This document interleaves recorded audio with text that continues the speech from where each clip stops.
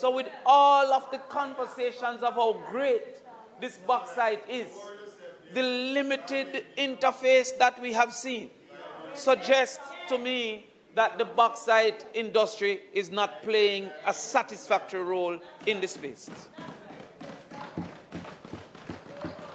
I join my colleague from St. Anne about a hidden problem with the bauxite industry. While it is that many a farmer is robbed of the areas that were mined, the ownership of the bauxite industry of other lands not mined and not being able to be utilized has robbed our communities of economic and housing opportunities because they hold them dear to simply ownership. These are not mined out.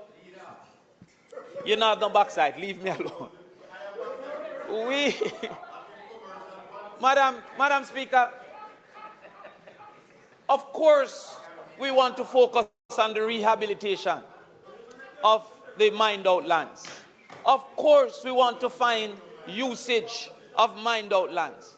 But I say to you, Madam Speaker, that there is no way we could claim that 14, 15, 20 greenhouses could be a legitimate plan of replacement for 1,000, 2,000, 3,000 dependent individuals on that thing. A more extensive development. And while, no, Minister, not criticizing that start. What I'm saying is that I can identify thousands of acres not being mined but under ownership of the bauxite that they have not allowed for usage. And it is creating in some of our constituencies a facilitator of criminal activity through squatting on these lands.